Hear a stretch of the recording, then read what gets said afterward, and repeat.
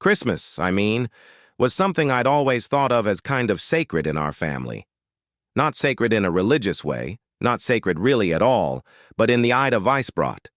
The tradition, and the baking, and the shared warmth, and the will to be together, despite however much all of us, on some level, managed to fuck things up since. It was ours for a decade. Snow, ugly sweaters, too much wine and ear-splitting laughter in my brother's cabin up in Vermont. Then something felt off last year.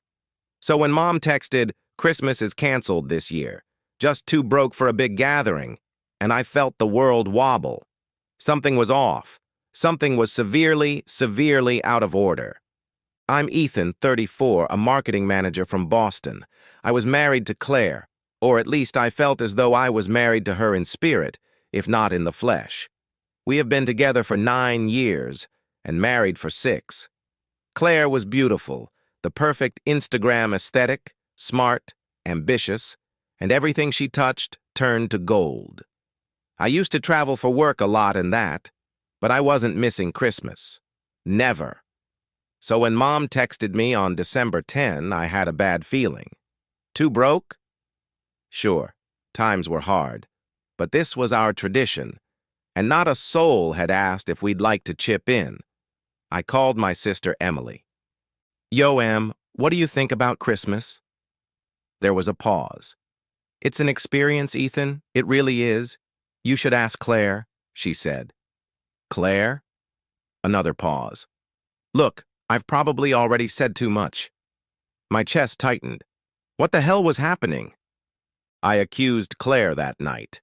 She sprawled on the couch, thumbing her phone with a half-filled glass of wine, or half-empty, depending on your point of view. "Claire, did you just tell my family not to celebrate Christmas this year?" She blinked. "What?" Number. Her eyes betrayed her. "You sure?" "Because, as Mom told me, they called it off because they are too broke to have a big gathering. But no one talked to me, and Emily said I should check with you." She sighed, dramatically. "Ethan, I thought, with your job shit and us being so far apart, maybe let's just take a break. Why would that be so bad?" My heart stopped. "A break?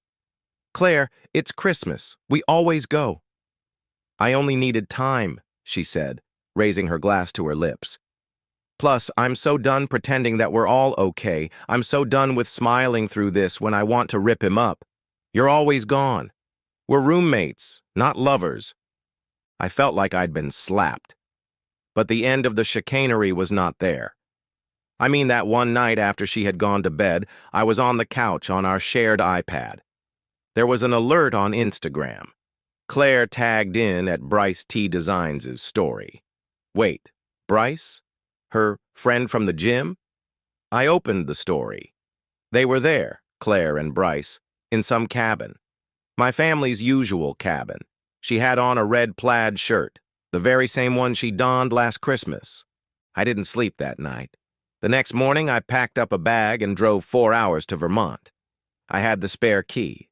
The snow compacted beneath my boots as I exited onto the deck. Music played softly inside. Mariah Carey. The air inside was scented with hot chocolate and cinnamon. So much for too broke. I opened the door quietly. Laughter. Then I saw them. Claire and Bryce sitting close under a blanket by the fire. My mother, my sisters. Everyone was there. "Ethan!" my mom gasped. Claire sat up as though she had seen a ghost. "You're not allowed to be here," she said. The men's charge thundered by, and my brother David stood in a defensive posture. "Hey man, just calm down." "I am not going to calm down," I said. "You lied to me, all of you." Claire stepped forward. "Ethan, please." "You said we called off Christmas," I said. "Because you're too broke. You are the one who told my family don't bother inviting me. And you're shacked up with Bryce or whatever." No one spoke. My mom burst into tears. "I'm sorry," she said. "Claire told me you are splitting up and she needs Sace. We didn't know." She lied. Claire said nothing. Bryce stood up. "Ethan, man." Don't. I looked him in the eye. Stay away from me. And then I left. Claire tried to reach out. She called, she texted, she even emailed. I didn't reply. I handed her divorce papers after New Year's. She was shocked. I thought we'd talk about it, she told me when we met during mediation. Talk it through? You've just conjured up an entire Christmas cancellation so you can elope with some other bloke. You got my family to help you cheat on me. You were never here, she said, cold then. You were always traveling. I needed something real. I laughed bitterly. And instead of talking to me, you played puppet master. Her face dropped. She hadn't counted on my fight. But I did. It was as bad with my family. A week later, my sister called me. I didn't know, Ethan. I swear. Claire said you were with someone else. I didn't say anything. My mom wrote me a letter. She apologized, deeply, tearfully. But I needed space. And I spent the rest of the winter all by myself for the first time in years. And strangely, it helped. What I remember most was the night I walked into a little cafe near my apartment and how it was snowing. I just wanted heat and coffee. That's when I met Lena. She was reading A Man Called Ove, and her glasses were sliding down her nose and her cheeks were red from the chill. She looked up and smiled. Long day? She asked. Something like that. We talked for hours. She was a school counselor, down to earth, quiet, real. I didn't tell her about Claire, not at first. But she hadn't asked for polished stories. She liked the messy truth. So I told her. She didn't pity me. She just listened. I started to hang out with Lena more often. Not like with Claire. Not in that rushed, passionate way. This was different. Easier. We'd try to cook dinner. She'd bring me cookies from her students. That was her thing, and I'd play old jazz records. In May, I got the divorce. Claire hadn't shown up at the last court date. By November, Lena and I were still hot like fire. We weren't a couple yet, but we were going to be. Then, one evening, my mother called. We're inviting you for Christmas, Ethan, she said gently. No pressure, just, we miss you. I didn't answer right away.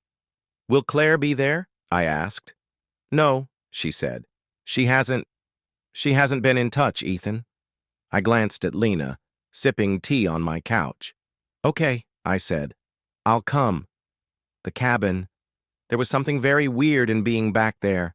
But this time I took Lena with me. She didn't say much, just being polite. My family loved her. Emily pulled me aside. She's good for you, she breathed. I know. Christmas morning and snow, laughter, no lies, no betrayal, just my family. And something else. That evening, Lena and I went for a walk in the little patch of woods behind the cabin, and the snowflakes that fell landed in her hair, and I looked at her smiling. You look happy, she said. I am. And then I kissed her. And I knew. I thought Christmas had been canceled, literally lost last year, so life has barely felt joyful. But canceled was the illusion, the lie, the relationship I was holding on to even when it was already over. Claire had unveiled her true nature to me. But in the rubble of that betrayal, I found honesty, and maybe even love. So no, Christmas was not canceled, it just changed. And this year, the day was finally a reality. The end.